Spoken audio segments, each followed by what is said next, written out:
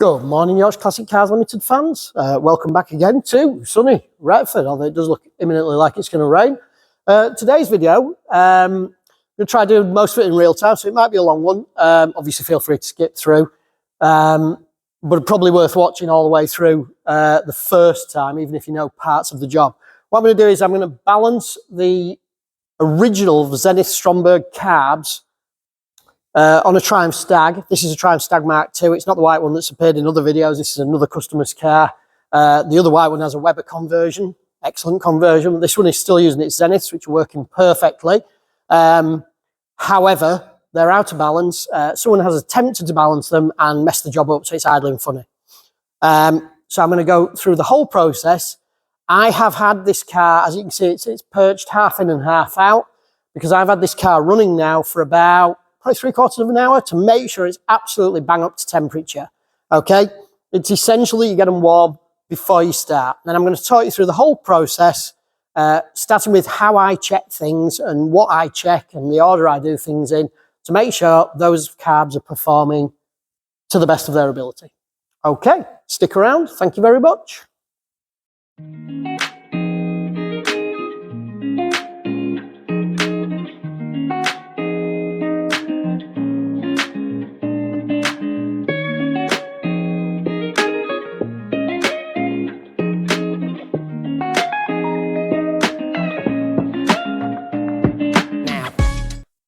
So ladies and gents, first stage of this job is to remove the air filter assembly.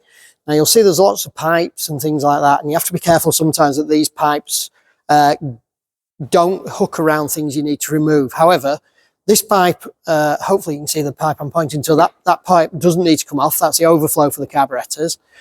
The choke mechanism here has a cable that bolts to this part here, which I'm going to remove. And these pipes that are breather pipes, okay, those go into the airbox. So unless they're hooked around something, but these only push together. So for example, if you need to remove them, they only do that. They're not under any pressure, so they don't need to be sealed.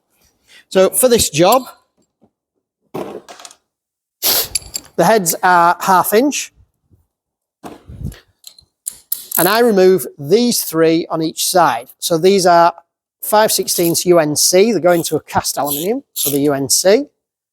No ugga gun again, because they're going into the aluminium and I don't want to damage it. Okay, now all 3 are different lengths. If you're not sure, don't worry about it. You can't get them wrong. Okay, so just carefully remove those. Sometimes you'll find that because the threads have stripped in here, which they do very, very easily actually, someone's actually bobbed a nut on the other end. These ones appear to be fine. Not really a bodge, it's just a way of beating the problem without helicoiling it. Not everybody feels comfy helicoiling it. I'm going to take those bolts out and just bob them out of the way. Excuse me. I've had a bit of a cold. Hence why there's been no videos on. I was that croaky you wouldn't have heard my voice anyway. My sultry tones. Just whip those 3 off. You'll find if you crack them all, usually it allows it to move a little and it'll just relax. Yes, I've had a bit of a cold recently and I haven't felt like doing any videos. I had to have a day off. So those 6 bolts are now out. Now you'll see on there, just grab my screwdriver, on here, somebody's put a hose clip on here. Hoping you can see where I'm pointing to. That shouldn't have a hose clip on there, but somebody's done it just to be safe. Doesn't really need it. They wouldn't normally have that on. So if you haven't got one, don't worry, that it doesn't generally go on there. Now, that pipe should be connected under here, but it depends if somebody's connected it right. So I'm just going to take that off for now, just to be safe. Now, let's make life a little easier. And then that whole assembly should, all being well, lift those up for now. Shouldn't need to, but I'm going to anyway, just in case that hose, I've miscalculated the hose. That should just slot off on block like that. Now you can see the other hose here I'm hoping you can see that. That is connected correctly to the intake manifold. That's what that little pipe is here. And that comes off on block. Okay, place that down carefully so as not to scratch it. As you can see, the hose that I was just referring to is here. Okay, that goes up under it's a thermo flap inside to allow the engine to take warm air to warm up quicker. And that goes to that fitting there. Sometimes that's missing. This fitting here, look. Sometimes that's missing. If it is, you need to make sure that is plugged and sealed. The other ones actually, yeah, usually it goes to this one here. Somebody's changed that for the fast idle, but there's no problem there. That doesn't really matter. Okie dokie. Oh no, sorry, that is correct, sorry. So next job I'm going to do, just to be sure, is I'm going to check the ignition timing. Now, I would assume you are familiar with this, but in case you're not, if you're checking the ignition timing on a Triumph Stag, you need to connect the timing light to cylinder 2. Okay, it says number 2 on here. All right, so I can confirm that is cylinder 2. It is the furthest one back of the 2 cylinders. It's the front one on the passenger side in the UK, so the near side in the UK. Obviously, the driver's side, if you're in America or anywhere, they drive on the opposite side of the road. I've connected the clamp there. This is a snap-on timing light. It doesn't have to be a snap-on one. It's just one I happen to have. I've connected the power to the fuse box. So this is connected to the battery signal there. Battery connection, which is a permanent light. So be aware of that. Be careful. And the earth I've connected just to the body of the wiper motor, where it's just a bit of sort of zinc-plated bare metal there, and it's making a good earth, as we can see. Now, I'm going to check the ignition timing. I'll attempt to do it while the engine is running and let you watch what I'm doing. You won't be able to see the timing light. The timing on this Mark II Stag should be, because it says from commission number, should be 12 degrees before top dead center. If you have a Mark I, checking my book of truth, it should be 14 degrees. Now, I know in the UK, I don't know what the fuels are like in the US or Canada or Australia. I'm sorry about that. But in the UK, the fuel is not always the best. Now, I know this car runs on 98 RON, so it should be okay at that. If it's a degree retarded, that's fine. But, you know, loosely there, it should be all right. We've got hardened valve seats in a Stag because they're aluminium heads. So we should be all right on the E5 fuel there. The other thing I've done here is remove the vacuum advance pipe, so we're not getting vacuum advance. Now, you need to be careful when you do that to make sure the engine isn't going too fast. Okay, you need to be at idle speed. 750 for a Stag with a manual gearbox, 850 if it's an automatic, I believe. Don't hold me to that if I'm wrong, sorry and all that.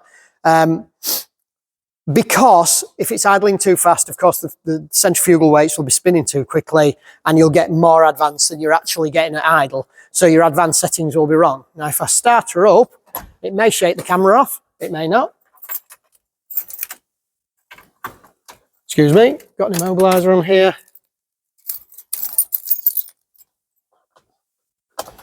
Now, in here, you need to be aware that because I've connected across the terminals, it's actually putting a permanent live on there as well, because the live is the next, the ignition connector is the next connector. Right, so, just going to change to advance, go to 12 degrees. If you can see that, I'm at 12 degrees, and just have a look at the timing light, being careful not to take your fingers off. Hopefully you see something. We're quite advanced there, I believe.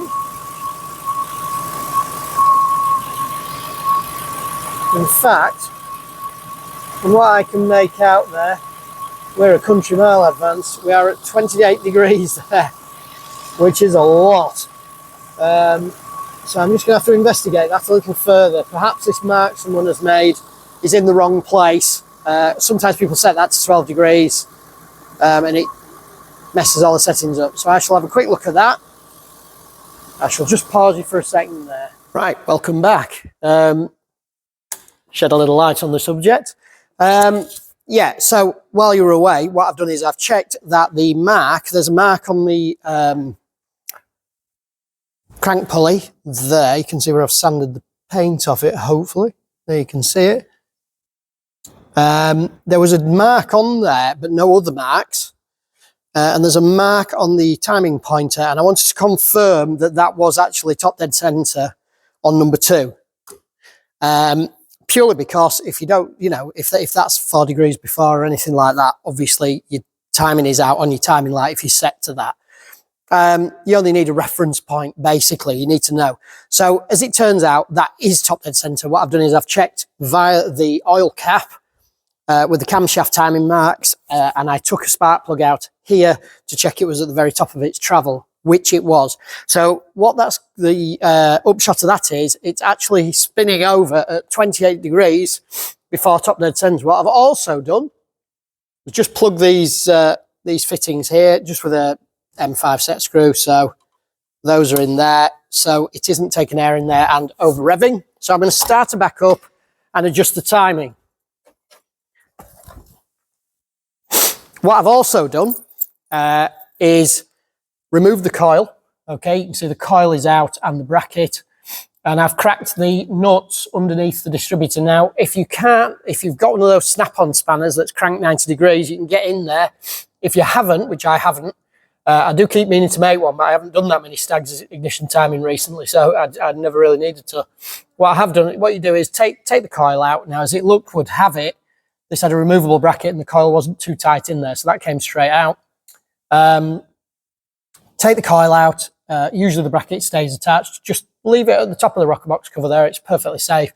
And then you can get a small or a short 7/16 spanner in there. They are 1/4 UNF. So, turn off the immobiliser. Back out of gear.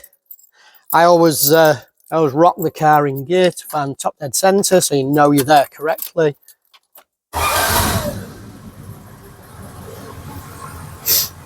Now the chances are, when I set the ignition timing correct, the engine will cut out dead. However, that just means you have to speed up the ignition timing a little. Oops. Okay, so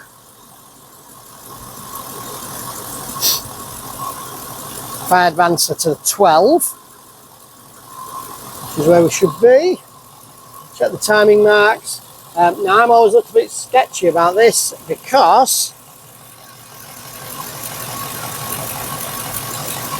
I've been bitten a few times by bad spark plug leads, and these look great and they always do, but you tend to find they bite a little. Right, bang on there. So all being well, you can see we're set to 12 degrees on the timing light. And we're set, if you look at that, I don't want to flash on there too long for you because I don't want anybody to get issues if they have problems with epilepsy or anything. So that is now set at 0 on the pointers. Actually, the car is idling significantly better already. Let me just turn her off. Famous last words, got to disconnect the crocodile clip first. Otherwise it jumps permanent live to the ignition circuit and flicker off. Okay, so the good news is it's still running. And now what I need to do is nip down the bolts for the distributor and put the coil back. The timing is now set. That's it. I can reconnect all that, but I will leave those plugged for now while I'll stand balancing the carburetors. Obviously, I don't want air, unmetered air going in through those bolts. Okay, I'll pause you there a sec. So, next stage, I obviously paused you there while I put the distributor, tighten the distributor bolts. 2 7/16ths down at the bottom, and bob the coil back in. I will need to adjust that. Sometimes somebody speared the dizzying a tooth out. So as you can see there, the vacuum takeoff that goes to the carbs is tight up against the coil, so I will have to faff with that a little bit before it goes back in. The coil's actually spaced away from the engine, so it might just be a matter of taking a washer out so I can fit the fitting back on. If not, I'll have to re-spare the dizzy. That's no big issue, really.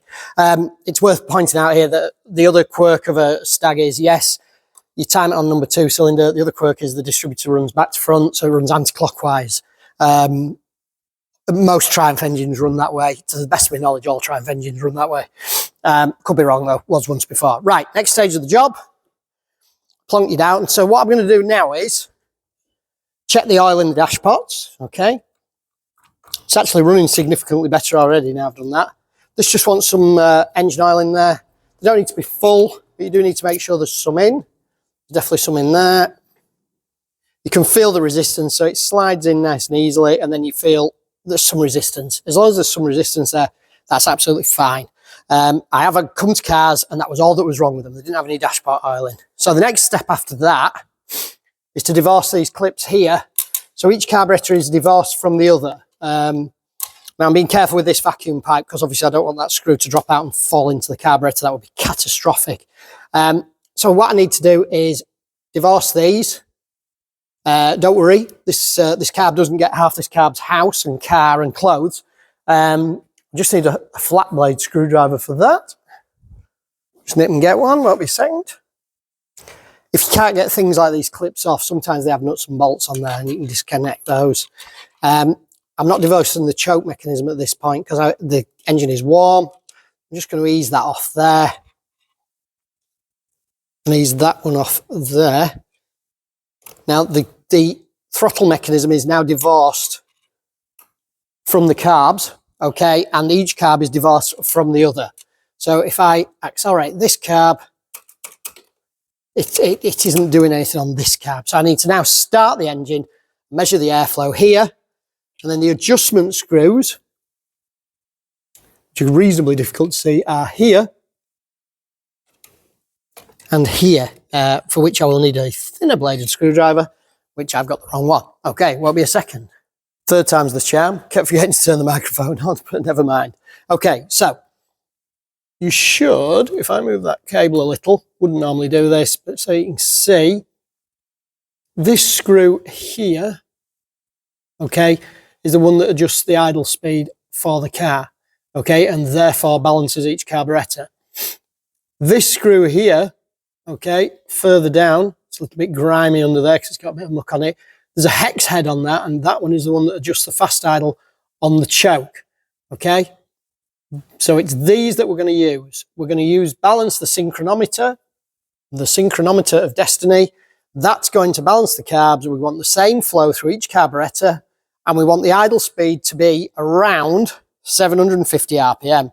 Now then, the Stag rev counter isn't the most accurate thing in the world, and what you want to do is set that a few RPM above, not as much as 800, somewhere halfway between, because when you put the air filters back on, that will cause some resistance in the airflow, and it will slow the car down. Now you may need to experiment a little with that. I've done it before, so I sort of know, you know, it can differ slightly depending on the make of the air filters, in fact, but that's usually a rough sort of a guide. So checking we're in neutral again, fire her up, can't rev it up purely because both are disconnected. I can hear she's really slow at the moment. So what I'm going to do is dive in and turn each one a modicum just to speed everything up. And this is because I changed the ignition timing. So she's running a little slow. Make sure both choke mechanisms are fully off. And attempt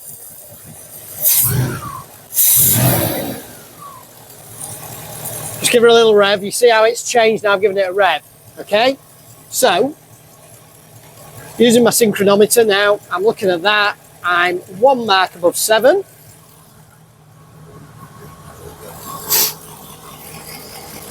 And I'm just above 5 on that one. So this one wants opening more. So I screw the screw in. Half a turn on that one.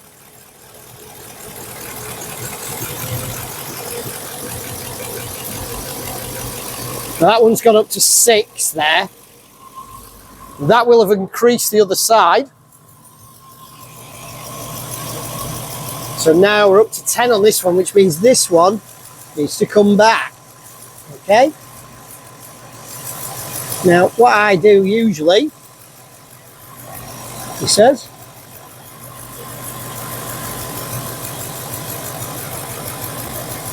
Get it close. Oops. I have to apologise if I get my big head in the way, purely so I can see what I'm doing here.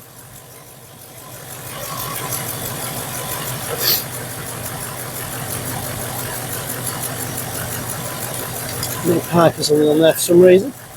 So I'm going to wind that down a little bit.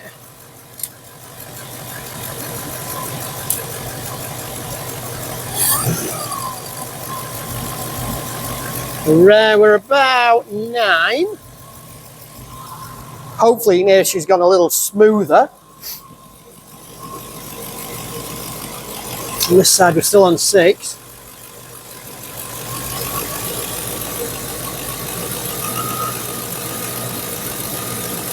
Now that's a little fast. I've done quite a bit on that one. If you've got huge wear in your carbs or an air leak anywhere, this is never going to happen, although these seem alright. Those are dead balanced at that. And the revs are pretty blooming close to that. Shows just how far out they were. Now we're close, I can just adjust a tiny little bit more.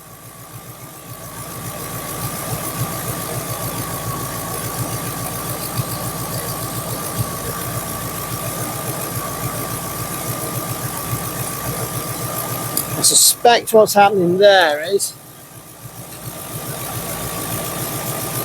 sometimes you find that your choke mechanism is interfering with it.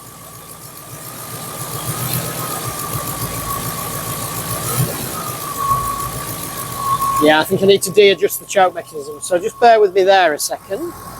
So what I've done off camera there, hope you can hear me, is I've let the engine run a little while because it was cooling right down. And I didn't really want it to be cold because obviously it affects everything. I noticed everything was changing. I've backed off the fast idle for the choke a little here. Okay, I will have to adjust that or readjust that tomorrow when it's stone cold. But what I've managed to do also, now she's up to temperature, is I've adjusted the carbs. So we're getting 1 mark above 7 there. She's running a tiny bit, but 1 mark above 7 there.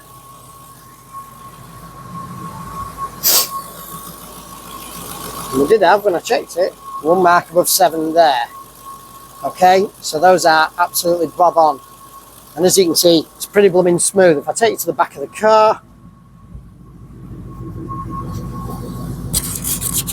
you should, through my microphone, be able to hear a nice smooth waffle, that Stag waffle, which always sounds absolutely beautiful.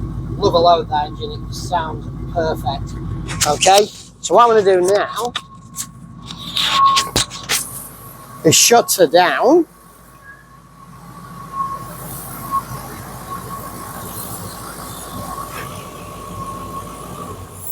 So you can hear me a little clearer. And now what I'm going to adjust are these mechanisms here, so that it doesn't increase the speed when I clip them on. So there should be a little slack in there. Now, that's the throttle mechanism. This throttle mechanism you can see here, okay? This is the carburetor mechanism. Now, be careful if you ever do that with a Stag, because what you will find is the cable will unclip itself and stick somewhere here like that, and all of a sudden you're dashing for that ignition key because it's going to scream its head off till it blows up, okay? Sometimes there's a clip on here to stop that happening, but it is so easy to happen. So if you ever do rev them up with that, make sure you put your hand on here and rev thus, okay?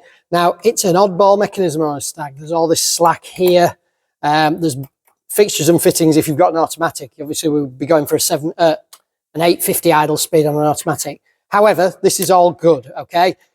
This slop is there, but what we need to do is make sure there is no play between here and it isn't forcing. Now, if I clip that on now, I'll just pick you up a sec, okay? Oops, sorry about that. If I just focus in on there, if I tried to clip that on now, okay, you should be able to see that the carb is opening as I line it up. Okay, so if I was to clip that on now, that would be opening. So I need to shorten this mechanism. Now I'm going to do that one at a time. Okay, don't need the engine running to do that. What I do need are the appropriate tools.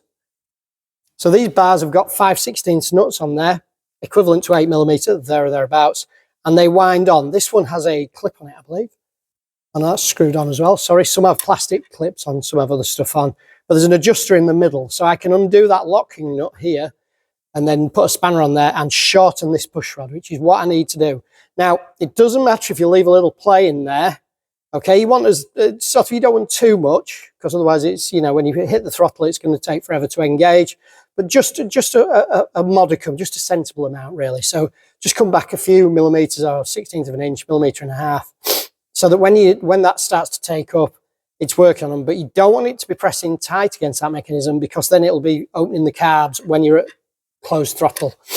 Okie dokie. So if you just bear with me while I get the spanners. Right, so made a small mistake there. This is actually 9/32 on here. I don't have a 9/32 spanner, so I'm using a 9mm. I know after a comment or two I had before, there's going to be people twitching about that. But the fact is, if it does the job, it does the job. They shouldn't be too tight. You're not talking down cylinder heads, okay? The other is a 5/16, so simply put your 9mm or 9/32 on there and just crack that nut. Now, what I do now is wind that up the shaft a little, like that. So I've got room to wind it in without it being an issue when I clip it back on, okay? So I'm going to hold this here. So it's about 1.5 millimeters off there, or 1/16 of an inch. And I'm just going to screw that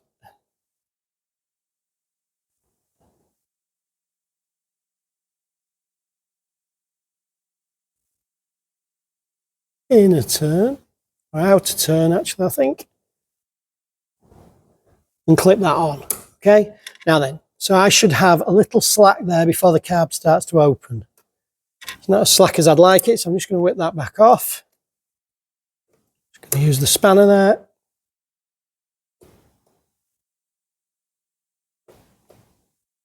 That one. Just go in a couple of turns. That's better. Now just go in another turn. They are UNF threads, so they're nice and fine. That's better.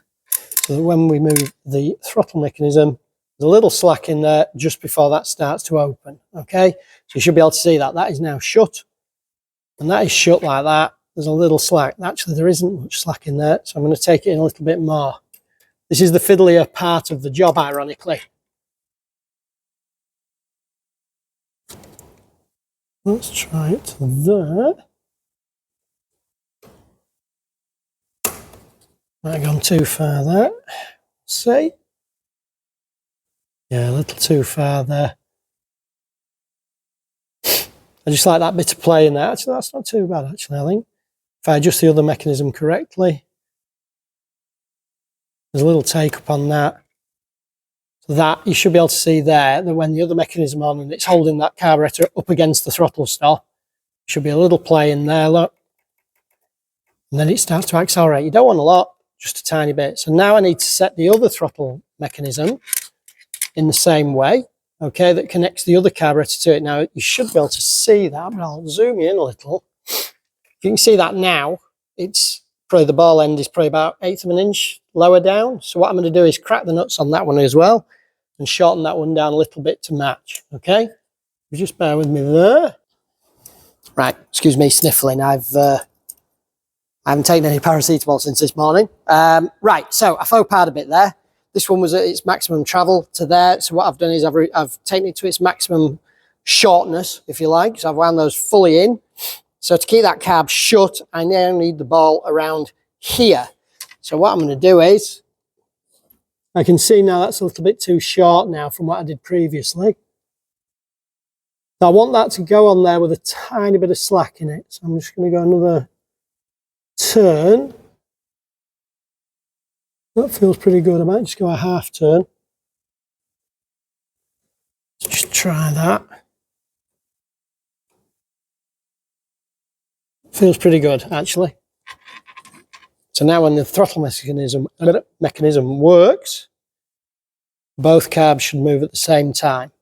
And when it's shut, like that, there's a tiny bit of play in the spring there is the return spring, and that is holding the carbs shut. Okay, so it's holding the carb mechanism shut. There's a tiny bit of play in there, which is bang on, and that one's shut as well. That one might need a bit of adjustment. I'll start her up and we'll see where we stand on that. Should be nice and smooth. Please excuse me a second. It's got an immobiliser on it, this car.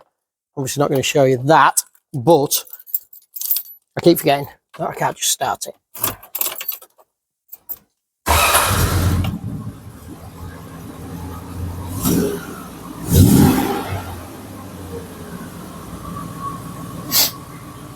And I'm sure you'll agree, if you hear that as clearly as I can, that is pretty blooming smooth.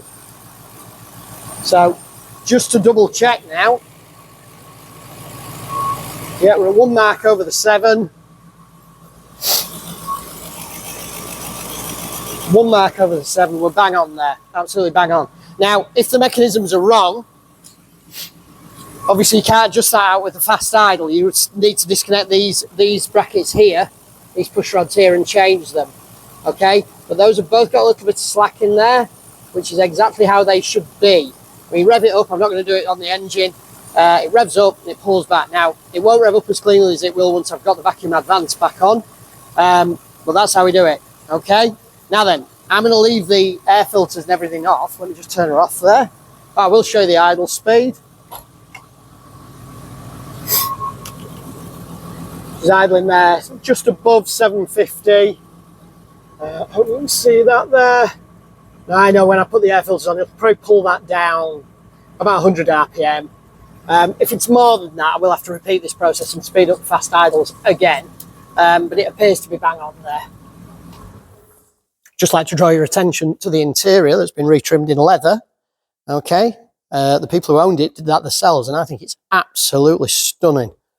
Okay, she did every part of the interior. Lovely job, absolutely beautiful job. Right, now, I'm going to leave the airbox off for now and the pipes, but obviously, in the best Haynes way, the refitting is the reversal of removal. Don't forget to put your vacuum advance pipe back on for your distributor here. Don't forget to put that under the airbox, and good luck to you. And your concertina on here. Okay, the bellows goes onto there, and the pipe over yonder that you can see there, that's the warm air feed that this controls, that goes under the air filter box. Right, so I'm going to end the video there.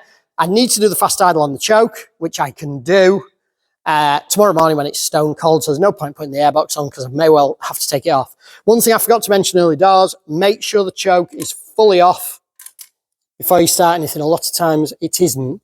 And don't lose these clips, they're a pain to get hold of on there. Okay, lovely. Thanks for watching. If you fancy leaving me a super as a thank you, I'd appreciate it. Probably buy me a pot of tea. I haven't had one yet, but if you know, you might buy me a bottle of milk so I can afford to have a coffee, and that'd be lovely. All right, please subscribe if you haven't already. Thank you. Goodbye.